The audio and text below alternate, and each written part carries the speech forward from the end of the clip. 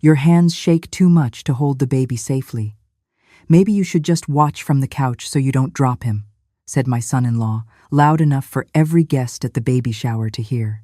I looked down at my perfectly steady hands, then at my daughter, who said nothing in my defense.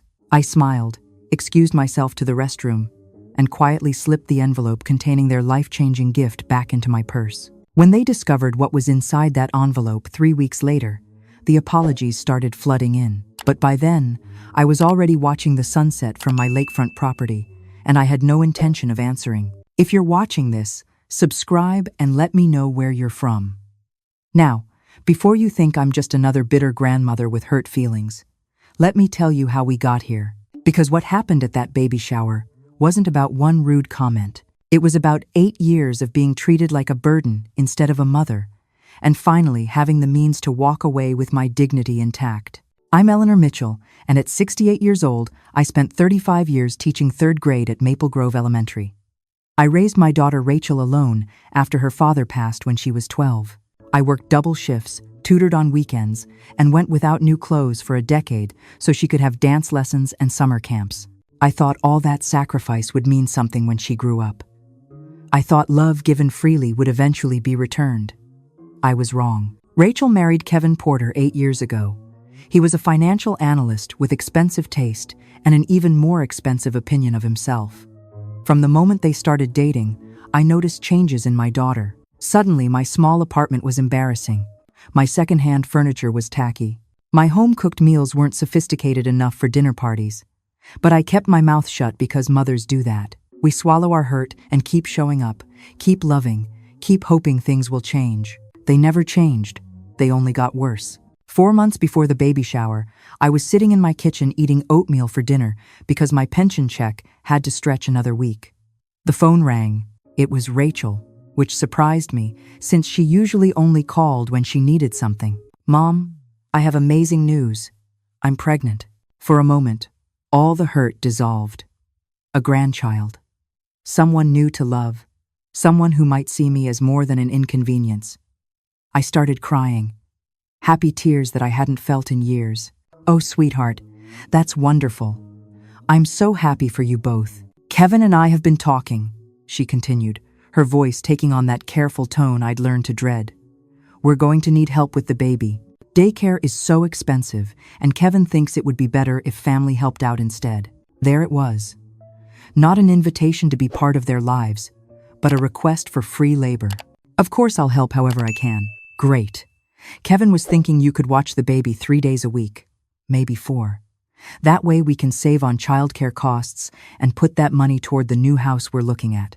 3 or 4 days a week. No mention of payment, no consideration of my own life or health or the 45-minute bus ride to their neighborhood. Just an assumption that my time was worthless and my purpose was to serve their needs.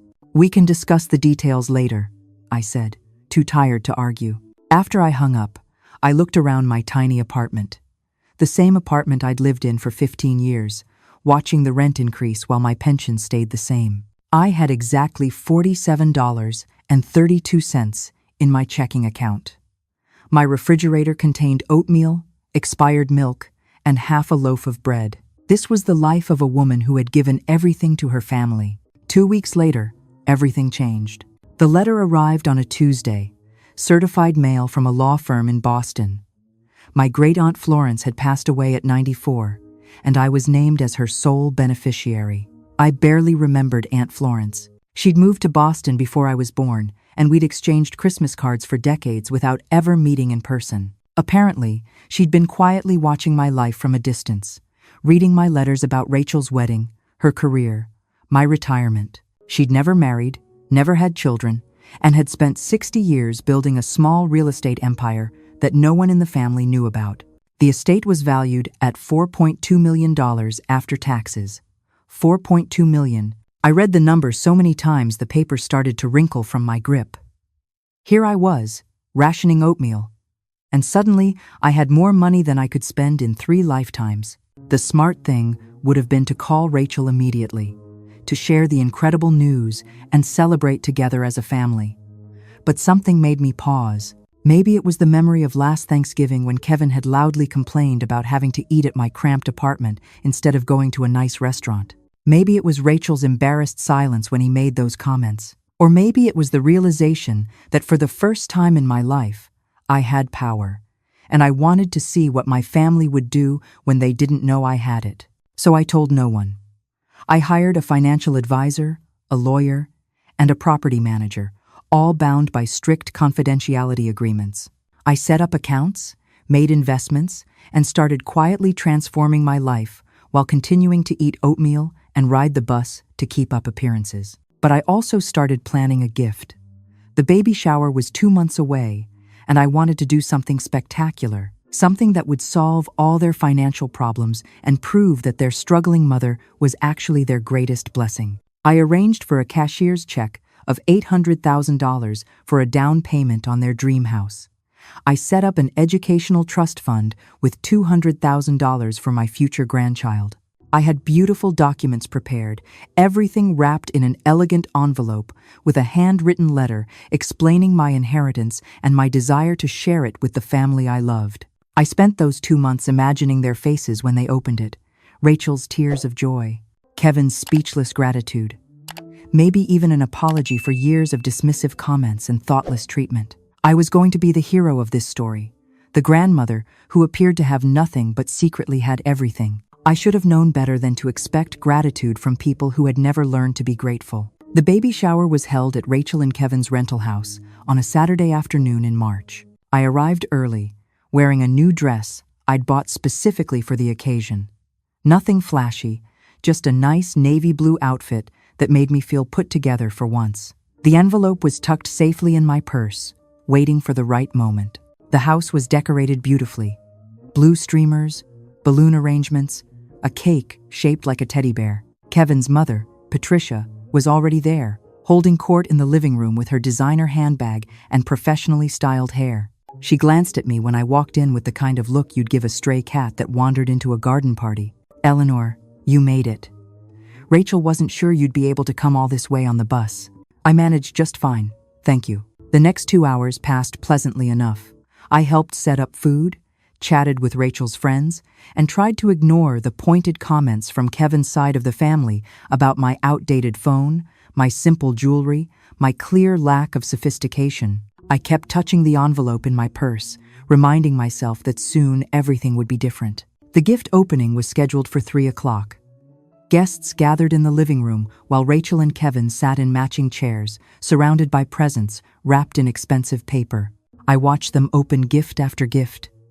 Designer baby clothes, high-end strollers, organic baby products that cost more than my weekly grocery budget. My envelope sat in my lap, waiting. That's when Kevin's sister arrived late, carrying a squirming bundle in her arms. Her 6-month-old son, the first grandchild on Kevin's side, who had been stealing the spotlight at family gatherings for half a year. She made a dramatic entrance, apologizing for her tardiness, while somehow managing to position herself and the baby at the center of attention. "Oh, let me hold him," Patricia cooed, reaching for her grandson with practiced ease. The baby was passed around like a trophy. Kevin's aunts, his cousins, his college friends, everyone got a turn to hold the precious child and make appropriate sounds of adoration. When the baby finally made his way toward my side of the room, I reached out instinctively. A grandmother's reflex, even for a child who wasn't mine. That's when Kevin spoke up, his voice carrying across the suddenly quiet room. "Actually, Eleanor, your hands shake too much to hold the baby safely. Maybe you should just watch from the couch so you don't drop him." I looked at my hands. They were perfectly still. They had been still my entire life, steady enough to write on chalkboards for 35 years, steady enough to grade thousands of papers, steady enough to hold my own daughter through every fever, every nightmare, every scraped knee. But Kevin had spoken with such authority that people were nodding along, as if it were common knowledge that I was some trembling invalid who couldn't be trusted with an infant. I looked at Rachel, my daughter, who I had held countless times with these same hands, who I had rocked to sleep and carried on my hip and caught when she was learning to walk. She was studying her fingernails, her face flushed with something that might have been embarrassment, but certainly wasn't defense of her mother. "You understand, right?" Kevin continued, flashing that confident smile of his. "We just have to be careful with babies. At your age, reflexes slow down, grip strength weakens. It's just biology. At your age." As if 68 were 98. As if I were some fragile antique who might shatter at any moment. As if the woman who had run a classroom of energetic 8-year-olds for 3 decades couldn't be trusted to hold a baby for 30 seconds. The room was watching me. Patricia was nodding approvingly at her son's concern for safety. Kevin's sister had already moved the baby to her other hip, physically distancing her child from the dangerous elderly woman. And Rachel, my Rachel, was still examining her fingernails like they held the secrets of the universe. Something inside me shifted. Not broke, not snapped, just settled into place. Like a puzzle piece I'd been holding wrong for 8 years finally finding its correct position. "Of course I understand," I said calmly. "You're absolutely right to be careful." I stood up slowly, collected my purse with the envelope still inside, and walked toward the door. "Mom?" Rachel finally looked up. "Where are you going? We haven't opened your gift yet." I paused at the doorway and turned back with a smile. "I'm not feeling well, sweetheart. I think it's best if I go home and rest. At my age, you know how it is." I called a taxi from the front porch. As I waited, I could hear the party continuing inside, the laughter and conversation barely interrupted by my departure. Through the window, I watched Rachel open more presents while Kevin made jokes about baby-proofing the house. Neither of them came to check on me. Neither of them noticed when the taxi pulled up and I climbed inside, carrying $1 million worth of gifts they would never receive. The ride home took 25 minutes. 25 minutes to process what had just happened. To realize that walking out of that baby shower wasn't the end of something. It was the beginning, because inside that envelope wasn't just a generous gift. It was proof that sometimes the best response to disrespect isn't anger or tears.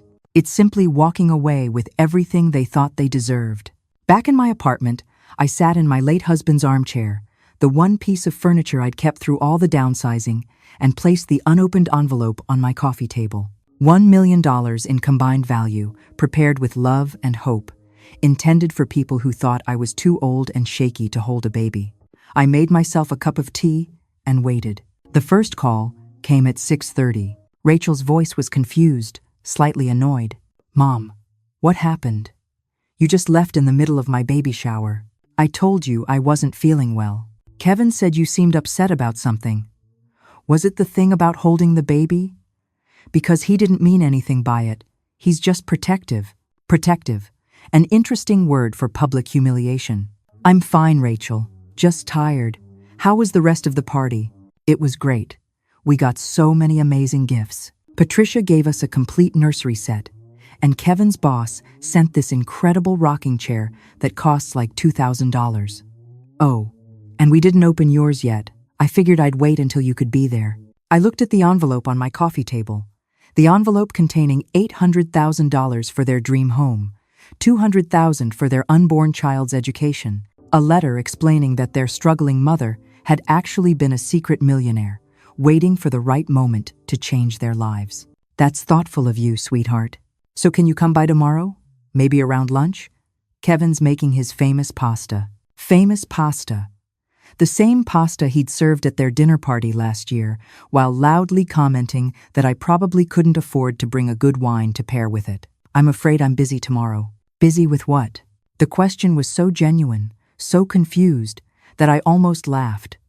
What could a 68-year-old woman with no money and no life possibly have to be busy with? That's what she was really asking. What could you possibly have that matters more than us? "I have some appointments. Personal matters." "Well, when can you come?" "I'll let you know." After I hung up, I pulled out the financial documents I'd been quietly preparing for weeks. The beach house had been my original plan, but something about Kevin's comment had changed my thinking. I made some calls the next morning. By noon, I had a new property in mind. The lake house on Mirror Lake Drive was listed for $3.1 million. It had been on the market for 4 months because most buyers couldn't pay cash and the sellers refused to negotiate. I called the realtor and scheduled a viewing for that afternoon. The property was everything I'd dreamed of during those years of careful budgeting.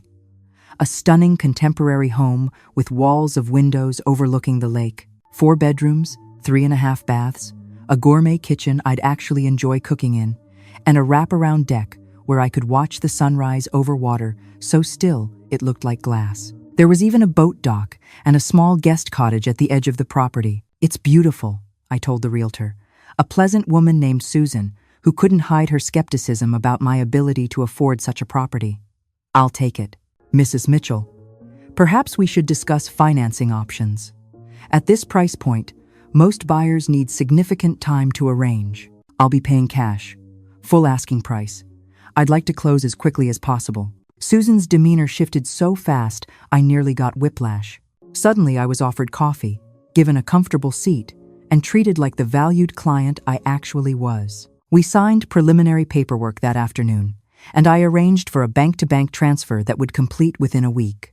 My next stop was Harbor Trust, where I met with a lawyer specializing in estate planning. I updated my will, established a charitable foundation for educational scholarships, and made absolutely certain that my assets were protected from any family members who might suddenly develop an interest in my financial well-being. The lawyer, a sharp woman in her 50s, reviewed my family situation and made some pointed suggestions about protecting myself from financial exploitation by relatives. "It's more common than you'd think," she said, sliding documents across her desk. "Adult children who suddenly become very attentive when they discover a parent has resources.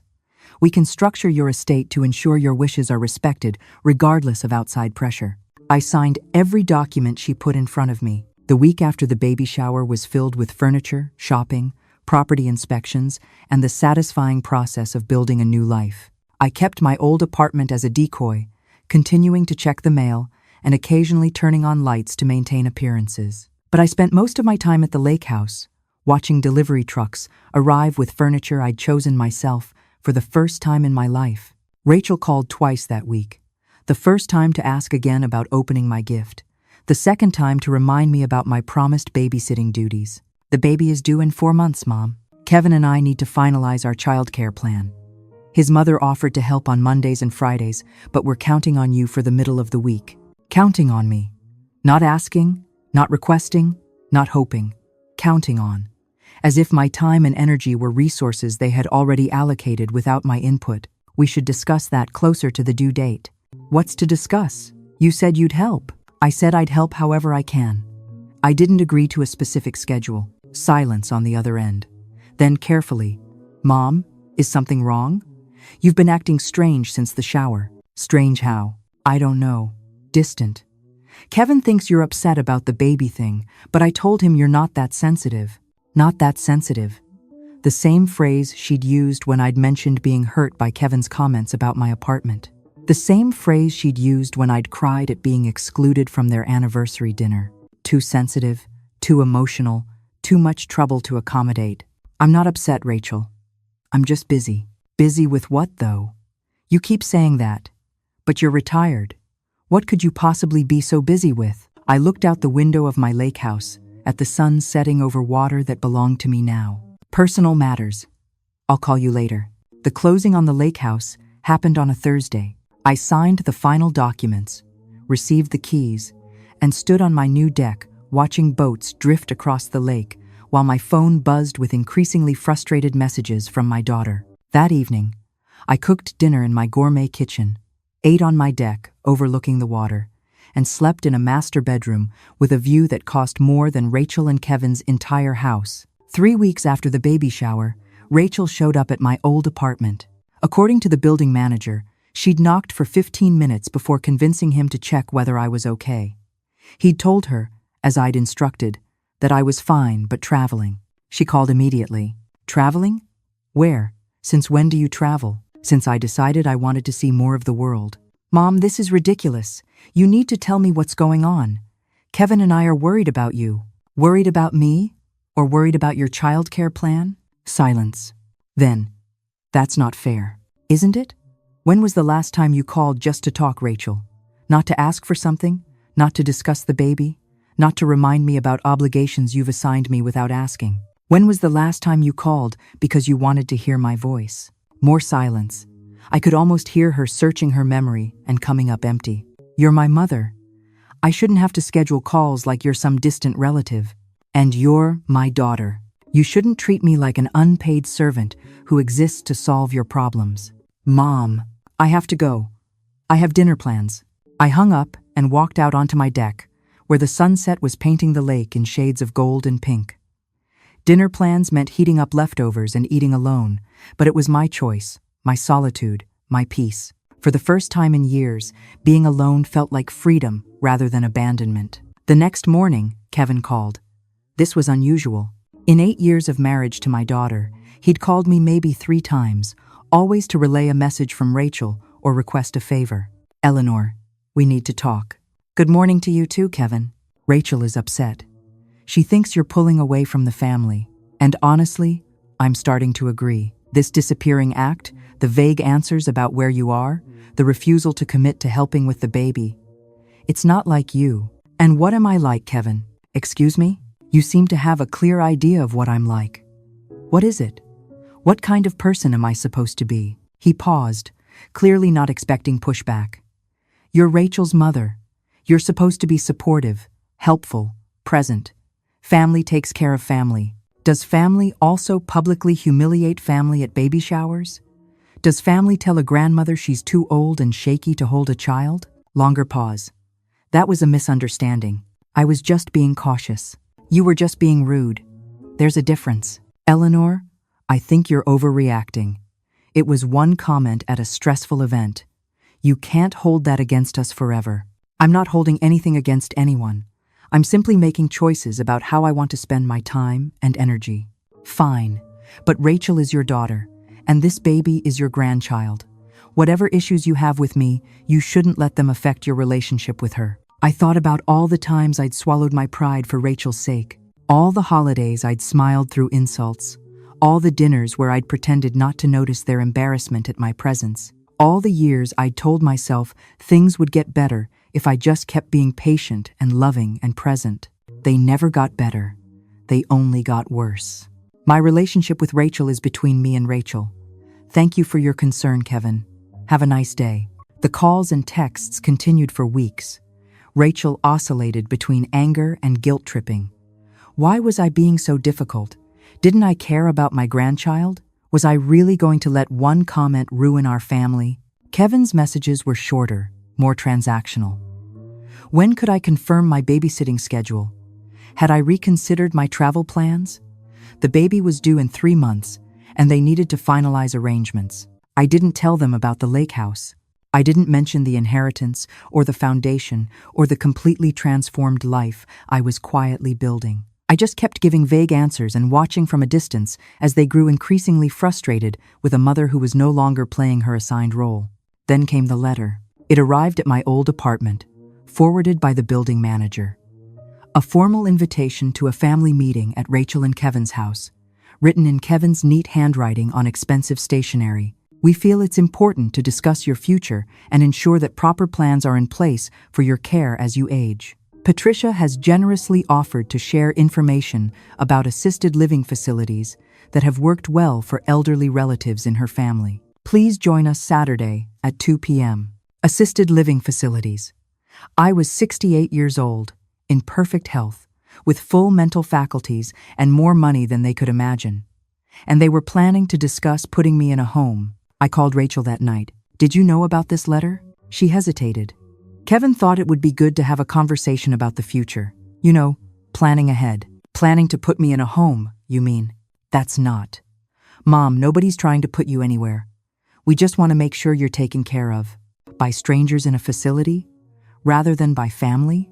Well, that's the thing. Her voice dropped. Kevin and I have been talking.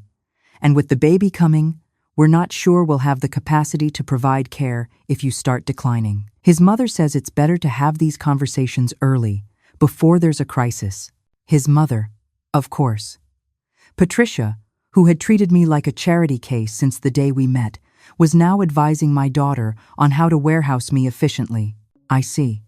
And what about babysitting?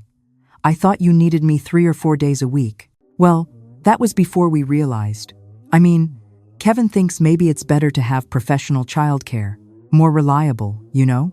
More reliable than a grandmother whose hands supposedly shake too much to hold a baby. The same grandmother who was supposed to be too infirm for childcare, but healthy enough to discuss assisted living as if it were a logical next step. I understand perfectly, Rachel. You do? Yes. I understand that I'm useful when you need free labor and inconvenient when you have to think about my actual well-being. I understand that Kevin's opinion matters more than your own mother's dignity. And I understand that this conversation is really about one thing. What? Control. You want to know where I am, what I'm doing, what resources I might have. Because you've spent 8 years assuming I had nothing, and now you're not so sure. Silence. Mom, that's not... I won't be attending your family meeting, Rachel. But I will be sending a message. You'll receive it when I'm ready. I hung up before she could respond.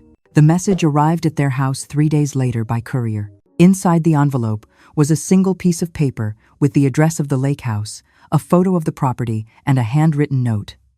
Since you're so concerned about my living situation, I thought you should see where I'll be spending my retirement. The conversation you wanted to have has already happened, and I made my own decisions. Visit if you'd like, or don't. Either way, I'll be fine. The phone rang within an hour of delivery. Mom, what is this? This house? Where did you get money for this? An inheritance. A relative I barely knew left me her estate. An inheritance? Why didn't you tell us? I was going to tell you at the baby shower. I had a gift prepared, documents that would have changed your lives. But then Kevin announced to the room that I was too old and shaky to hold a baby, and I decided I'd rather keep my money than give it to people who see me as a liability. The silence stretched so long I thought the call had dropped. How much? Rachel's voice was barely a whisper. How much did you inherit? Enough to buy this house, enough to live very comfortably for the rest of my life. Enough that I'll never need to count pennies for oatmeal again or ride a bus because I can't afford a taxi. Enough that I could have given you and Kevin financial security beyond your wildest dreams. Could have? Could have. Past tense. Before I learned exactly what kind of people you become when you think someone has nothing to offer. I heard crying on the other end. Real tears, not manipulated ones. Rachel was finally understanding what had slipped through her fingers. Mom, please. We can fix this. Kevin didn't mean what he said. He was just nervous with all the family around, and I should have defended you. I know that now. Please, can we just talk about this? We are talking. In person. Please. Let me come see you. See the house. Start over. I'm sorry, Mom. I'm so sorry for all of it. I looked out at my lake, my dock. My boat's drifting peacefully in the morning light. You can visit when I'm ready, Rachel. Not before. When will that be? I don't know. Maybe when I stop feeling like your backup plan. Maybe when I believe your apology is about more than the money you just discovered you lost. Maybe never. You can't cut me off. I'm your daughter. I'm having your grandchild. And I'm your mother. A mother who spent 68 years putting everyone else first and has finally decided to put herself first instead. If that means being alone, then at least I'll be alone by choice, in a beautiful home, with my dignity intact. I hung up and turned off my phone. The next few weeks were peaceful. I enrolled in a pottery class at the local community center. I joined a book club with other retirees who didn't think 68 was 1 foot in the grave. I took long walks on the lakeshore, cooked elaborate meals just for myself, and discovered that solitude could be a gift rather than a punishment. Rachel sent letters, handwritten apologies, childhood photos, promises of change. Kevin sent nothing, which told me everything I needed to know about whose idea the reconciliation attempts actually were. Patricia reportedly asked how much exactly I had inherited, then suggested to Rachel that perhaps the apology should include an invitation to discuss my estate planning. Some people never change. They just adjust their tactics. The baby was born on a Tuesday in late July. I learned about it through a text message from Rachel, sent at 3 a.m. It's a boy. Henry Mitchell Porter. I gave him your maiden name. Please come meet him, Mom. Please. I waited 3 days before calling back. Congratulations, Rachel. How is he? He's perfect. Healthy, beautiful, looks like Dad in the baby photos you showed me.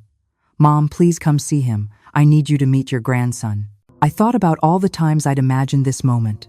Holding a new baby, starting fresh with the next generation, being the grandmother I'd always wanted to be. Then I thought about Kevin's comment at the baby shower. Your hands shake too much. At your age, is Kevin there? He's at work. It's just me and Henry. And what does Kevin think about me visiting? Silence. He's still processing everything. Finding out about the money was a shock for him. A shock that made him realize he was wrong about me, or a shock that made him realize he lost out on money he felt entitled to.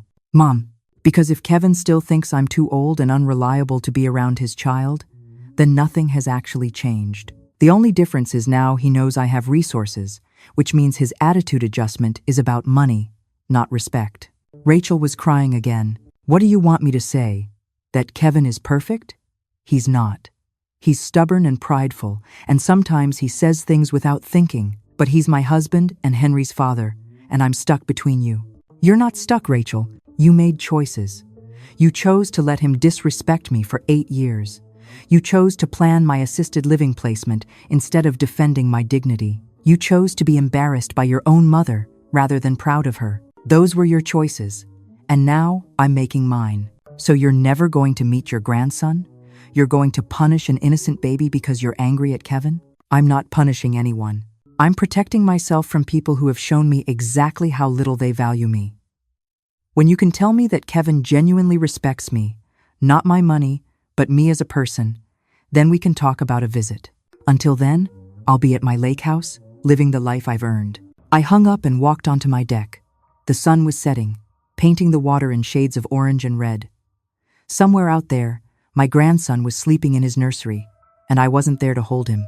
It hurt more than I wanted to admit. But some hurts are necessary.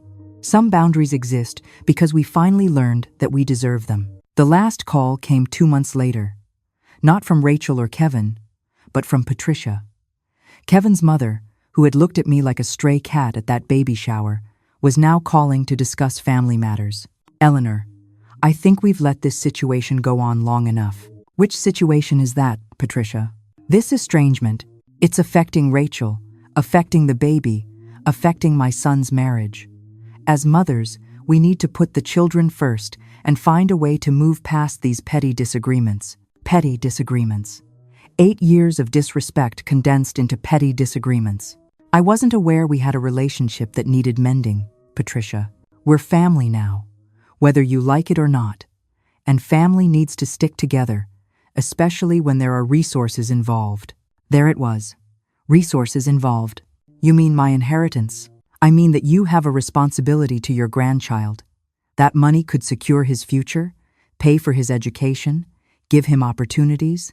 It's selfish to sit on millions of dollars while your own family struggles. My family struggles because they spend beyond their means, not because I haven't given them enough. And my responsibility to my grandchild is to be treated with dignity by his parents, which hasn't happened yet.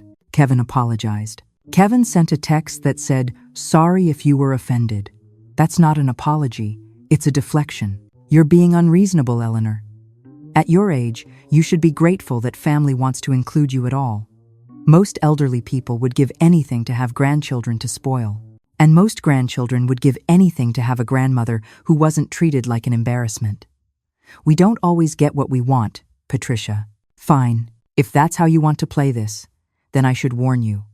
Kevin is consulting with a lawyer about whether you were mentally competent when you made those financial decisions. Someone doesn't just give away $1 million gift because of a silly comment at a party. I laughed. Actually laughed. Kevin thinks he can declare me mentally incompetent because I chose not to give him money? Good luck with that, Patricia. My doctor, my lawyer, and my financial advisor would all be happy to testify to my complete mental clarity. And when that lawsuit fails, which it will, I'll make sure my estate goes to charity rather than to family members who tried to steal from me. Silence. You wouldn't. I already have. My will is updated, my foundations are established, and my assets are protected by every legal measure available. I spent 35 years teaching children. Patricia, I know how to plan ahead. You're going to regret this, Eleanor. No, I'm going to enjoy this. Every single moment of my beautiful lake house, my peaceful retirement, and my well-protected fortune. But thank you for this call, Patricia. You've confirmed exactly what I suspected. This was never about family. It was always about money. I hung up and blocked her number. Then I blocked Kevin's number too. Rachel's number I left unblocked, just in case she ever decided to contact me for reasons beyond financial gain. That was 6 months ago. I've had a beautiful autumn at the lake house, watching leaves change color over water that belongs to me. I've joined a bridge club, started volunteering at the local library, and made friends with other women my age who don't think 68 is ancient. I've traveled to places I always wanted to see. The Grand Canyon, San Francisco, the coast of Maine. I've also started writing. A memoir, maybe. Or just journal entries that might one day become something more. Words about what it means to discover your worth at an age when people expect you to fade away. Words about the difference between solitude and loneliness. Words about choosing yourself after a lifetime of choosing everyone else. Rachel sends photos of Henry sometimes. He's getting bigger, learning to smile, apparently trying to roll over. I look at those photos and feel something complicated. Love mixed with sadness, hope mixed with caution. Maybe someday I'll hold him. Maybe someday his parents will see me as more than a potential source of money or babysitting. Maybe someday family will feel like family again. But I'm not waiting for that day. I'm not putting my life on hold while other people decide whether I'm worth respecting. I'm 68 years old, and I have better things to do than convince people of my value. Because sometimes the best response to being told you're too old and shaky to hold a baby is not anger or tears. It's buying a lake house with the money you would have given them, and living your best life while they figure out what they lost. Thanks for listening to my story. Subscribe if you'd like to hear more, and let me know in the comments. Have you ever had to choose your own dignity over family expectations?